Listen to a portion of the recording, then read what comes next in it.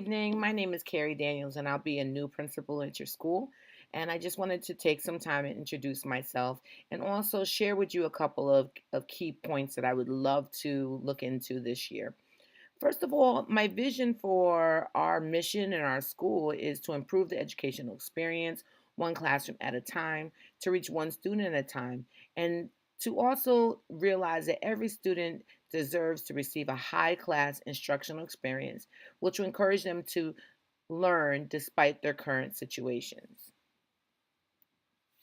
Thank you so much for taking the time out to listen to my video tonight. I would like to see that we foster an environment that has an open door policy for every classroom. I think that it's important that teachers and administration should work hand in hand. I would like to be more vocal and, well, not vocal, but more present in your classroom. I want to make sure that we support you on a daily basis in what you do because what you do is very important to us. I would like to also collect information that we can share with the rest of the building. Maybe there's some great practices that are happening in your classroom, and I would like to share those with others. I also want to decipher what is needed most in the classroom, and staying visible is important for that. So, in order for me to know what is needed in a classroom, I need to see how you are becoming a change agent. One thing that happened to me while I was getting my nails done is I came across a fellow administrator, and she said that the reason why she became an administrator is to become a change agent. And that stuck out to me because that's exactly what I want to do. I want to keep an open mind. I'd like my building and our all stakeholders to also keep an open mind. As teachers, we tend to endorse the autonomy of teachers to pursue their own practices in lieu of reaching consensus. And this is true. I know this personally because I've always believed whatever I did in the classroom was important to me and it was the right way to go. And I just want us to feel that as if we can learn from each other. So I want to model this by learning from you by coming in your classroom and making sure that I am vocal, well, not vocal, I don't know why I keep saying vocal, but visible in the classroom. And I will model this, and I would like to model this. So when we actually do get to start and get down to business, I would like to see that more teachers are going in on a monthly basis and actually observing the best practices that are happening in your classroom. And then we can do a share out and even have some type of maybe Google form to share that out. So, how will I ensure that we are making sure that we are visible? Um, Observations are important. Observations should not be a got you. It should be more of I'm coming in to see what you're doing and seeing how I can help you and support you. Maybe just assisting or giving some feedback. Maybe you don't have a timer. Maybe the students do not know the objective, and those things are important. So I want to see that certain parts of the education system are consistent in every classroom. I also like to do shout outs of best practices on a regular basis. I don't know if you've ever heard of something called the growth mindset. I think growth mindset is awesome. It also it allows our students to realize that okay, I don't know how to do it yet. And that is what's important. We want them to get that not yet uh thought process, and it gives the students confidence to continue to try. What does this look like in your classroom? That's something I would like to explore. Another talking point is what's your level of grit?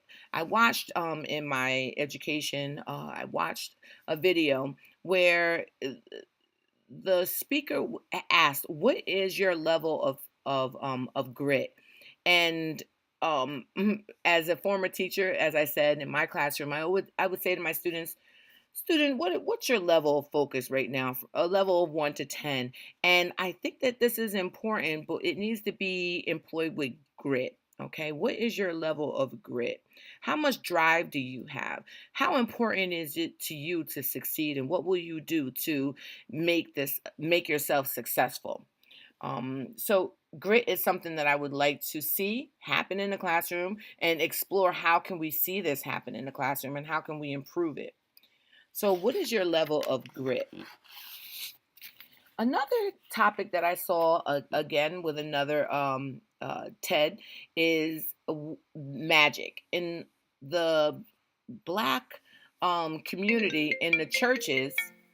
we we have this system that we call magic, okay, and it's how do we increase the magic in our classrooms. Are your lessons set up to engage students? What did can they tell us what they learned?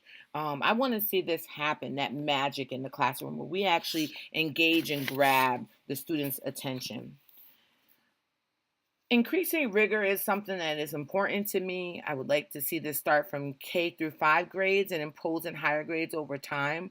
And working strongly with our department heads, I think that this is important to try and get this to go across the board. So when they get to our 6th to 8th grade, we know that the level of rigor is improving, and our students are able to do more, especially with our community. So this is important.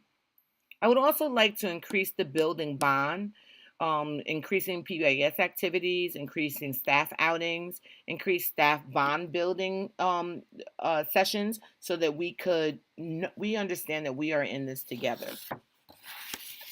There's no I in team. Okay, another important part to talk about is parent involvement. My great question is, how do I improve parent involvement? And I want to make time in our COPs, with our communities of practice, for parent phone calls to make a more structured data collection to discuss during COPs. And email what you think would improve the current practice that we currently have right now. And there should Okay. I do believe that's it. Oh, one more point. Data, data and technology may be the key to our improving what we want to see in our classrooms. So making those connections, how does data and technology change what we do in the classroom? Okay, that is it for today. And again, you know my email. I am so looking forward to working with you and getting to know you. So thank you, and again, for taking that time to get to know me for a quick second. Reach out to me if you need me, and have a good night.